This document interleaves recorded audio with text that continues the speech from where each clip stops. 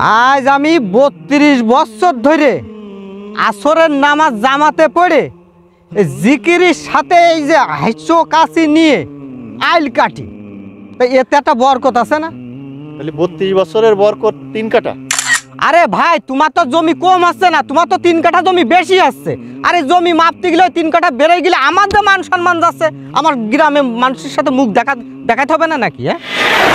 কারণ ভাই, এই যে আমার পুতা ছেলে খায়রুল, আসলে ভাই আমি তো জমি বেচতে চাইলাম না, কিন্তু পুতা ছেলেটা মানে লেখাপড়া শিখলাম, চাকরি বাকরি হচ্ছে না, এখন বিদেশ পাঠাই দিতে হবে। এই জন্য খুব ইমার্জেন্সি ভাবে দরকার ভাই। এখন তুমি যদি ভাই নিতে চাও তাহলে ফাইনাল করো, না হলে আমার তো খুব আর্জেন্ট ভাবে টাকার প্রয়োজন, বুঝছো? কারণ ভাই, টাকা নিয়ে আপনার কোনো চিন্তা নেই, টাকা আমার একেবারে রেডি।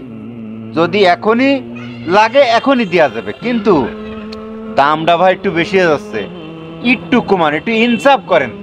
বসির দাদা, দাম বেশি হচ্ছে না, আমরা বেচতেছি, আপনি কিনতেছেন, আমাদের একটু প্রয়োজন। আপনি যাই শতকে 10,000 করে আসতেছে, আপনি নিয়ে নেন, নিয়ে মানে আমাদের টাকাটা দেন, যেহেতু আমি বিদেশ যাচ্ছি, খুব ইমার্জেন্সি লাগছে। তুমি মনে করতে চাও যে শতকে 10,000 টাকা বেশি কি আহামরি? আরে ভাই, জমিটা খুবই ভালো, টল হবে, ধান হবে, সব যা লাগাবো তাই হবে, তোমার কাছে আহামরি বেশি কিছু না। হারুন ভাই, জমি আমি নিলাম, রাত্রে আমি বায়না দিবানে, আর জমিটা কালকে দেখতে যাব। জমিটা মাইপে জুপে সুন্দর করে বুঝবাস করে আমার এই করে দেন, আমি দ্রুত রেস্টি করে নেব জমি। আপনি আমাদের অনেক উপকার করলেন জমিটা নিয়ে, আপনাদের কি বলে ধন্যবাদ দেব তা ভাষায় প্রকাশ করতে পারছি না। তাহলে তোমরা দুইজনই রাত্রি আইসো, হ্যাঁ, রাত্রি তোমাদের বায়না দিয়ে দেবানে, আর খুব দ্রুত জমিটা রেস্টি করে আমি সেদিন সব টাকা বুঝ করে দেবানে।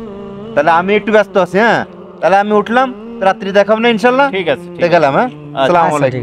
ওয়ালাইকুম আসসালাম। তাহলে তুমি এনে কোনো টেনশন করে না, বুঝছো? তোমার কাগজপাতি যা যা বাকি রয়েছে সেগুলো কালকের ভিতরে কমপ্লিট করো। তুমি তাড়াতাড়ি বিদেশ চলে যাবা, এইভাবে তুমি রেডি থাকো। আরে টাকা পয়সা নিয়ে তোমার কোনো টেনশন করার দরকার নেই, আমি তোমার দাদা বাইসে আছি না এখনো? আরে আমার তো যা কম বেশ আল্লাহ অর্থ সম্পদ দিয়েছে নাকি, হ্যাঁ? তা তোমরা বেকার থাকবা কেন? দাদা, আমি বিদেশে থাকবান কি করে গন্ধির দাদা? পাগল আপনাকে কি করে থাকবানে গন দাদা? আমি তো থাকতে পারবার না আপনাকে পেয়ে দাদা। তোর থেকে কি আমি কি ভালো থাকবা না? হ্যাঁ, তারপরেও তো জাতি হবে, বুঝিস নে, দুনিয়াদারি কি অত সহজ? হ্যাঁ, ওঠ পাগল, ওঠ, যা তুই তোর কাজে যা, তুই আর আমার আর ই করিস না, যা, চিন্তা করা লাগবে না, যা। ওই পাগলটা বিদেশ চলে গেলি, আমি থাকবান কি করে? আমি তো ভাবতে পারছি না। সব সময় ও আমার কাছে পিঠে থাকে, তারপরে উপায় নেই, কি করবো, কারণ বিদেশ পাঠাতেই হবে, আর কি করা।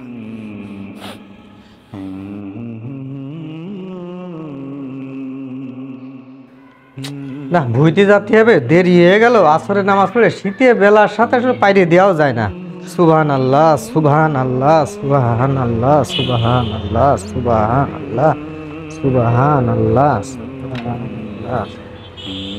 সুবহান আল্লাহ, সুবহান আল্লাহ, সুবহান আল্লাহ, সুবহান আল্লাহ।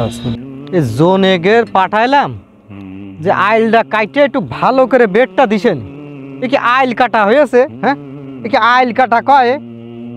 আমার না করলেই হয় না। হ্যাঁ, এখন এই আসর নামাজ পড়ে আইসে এখন আমার এই আইল কাটতে হবে।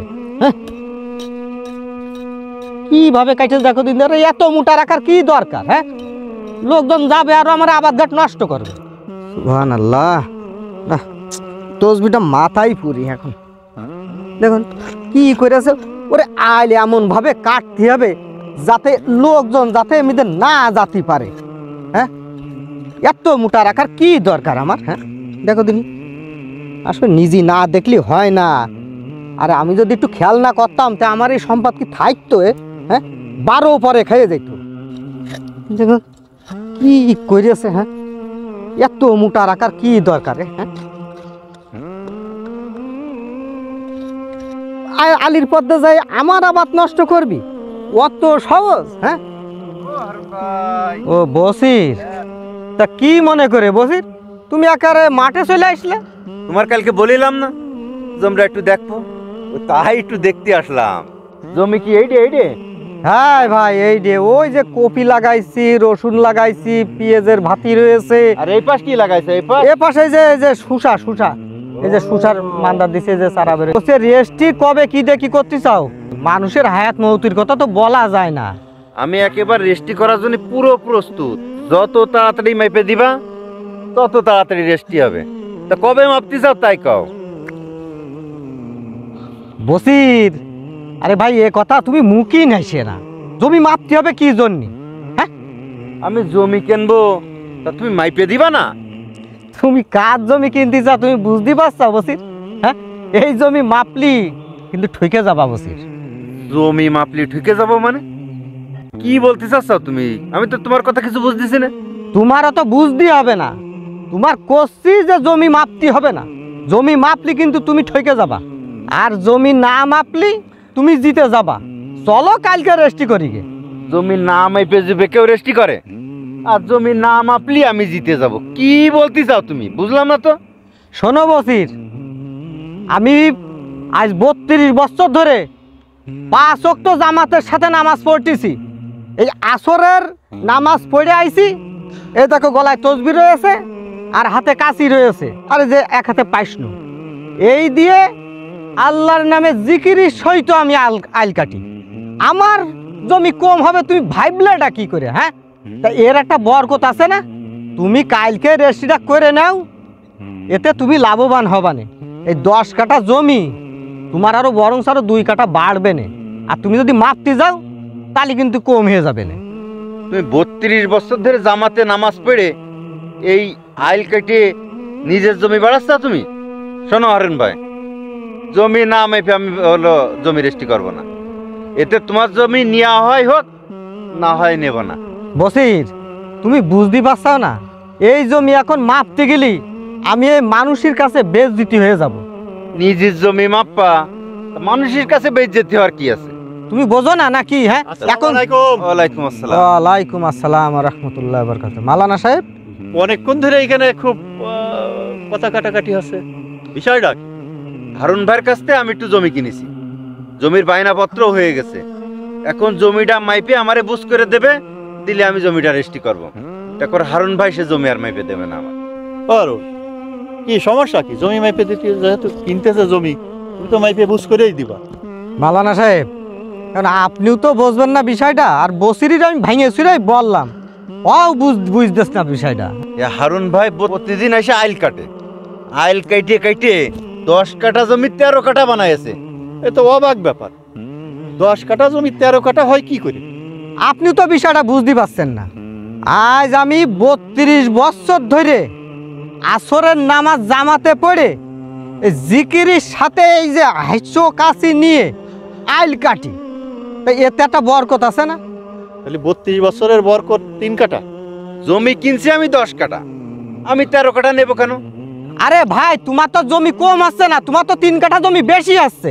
আরে জমি মাপতে গেলে 3 কাঠা বেড়ে গেলে আমার যে মান সম্মান যাচ্ছে, আমার গ্রামে মানুষের সাথে মুখ দেখাতে হবে না নাকি? হ্যাঁ, ও 3 কাঠা জমি বেশি আসছে না, তাহলে ওর লস কনে। তাই আরো ও যদি 10 বছর এইভাবে যদি আমার মতো যদি এরকম জিকিরি সহিত আইল কাটতে পারে, তাহলে আরো হয়তো 3 কাঠা বাড়তি হতে পারে, আর কি পারে?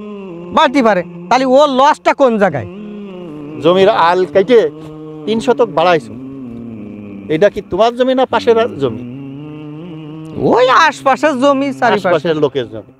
তাহলে এইটা পরের হক নষ্ট করলে, পরের হক নষ্ট করে নিজের জমি বাড়াচ্ছে। নিজের জমি বাড়াইছে। আরে ভাই, আপনার তো বিষয়টা ওইভাবে নিলে হবে না। আমি ওই আইলটা ছোট করি যাতে কেউ আমার ওই জমির পথে না যেতে পারে। 3 কাঠা বাড়লো কি করে?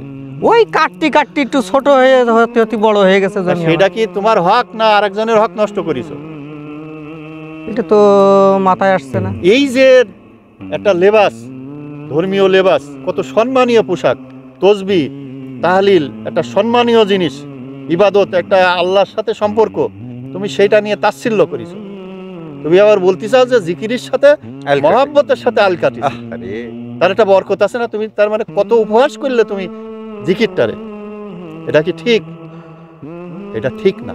হারুন ভাই, তুমি যদি জমি আমার কাছে বেচতে চাও, কালকেই হলো জমি মাইপে দাও, পরশুদিন জমি রেস্টি করো, তাহলে আমি জমি নেব, না হলে তোমার জমি আমি নেব না। কালকে আমি নানো, পাশের যে জমিওয়ালারা আছে ওদেরও টাকা, তুমি যার জমি মানে যার মধ্যে যতটুকু বেরোয়েছে সে ততটুকু পাইয়ে যাবে, তাহলে তার হক এই বাইসে থাকতেই তুমি পরিশোধ করে দিলে। পরকালীন জীবনে যদি শান্তি চাও তাহলে ওদেরও ডাকো, ডেকে জমিটা মাপো, মাইপে বুঝ করে ওদেরটা ওদের ফিরোই দাও, দিয়ে ওদের হাত ধরে ওদের কাছে একটু ক্ষমা চাই নাও যে আমি আর এই ভুল হয়ে গেছে, আমার তোমরা ক্ষমা করে দাও। দুনিয়ায় থাকতে একটা ফয়সালা হয়ে গেলে পরকালীন জীবনটা শান্তি হবে। চলো আর কথা বলে চলো। না ঠিক কথাই তাহলে বলেছেন কালকে আপনি। আমিন নিয়ে আসো, হ্যাঁ কালকে আমরা ভাই আমি প্রতিদিন রেস্টি করবো জমি। হ্যাঁ হ্যাঁ যা যা হক সব বুঝ করে দেবো আর মাপ চাইয়ে নেবো।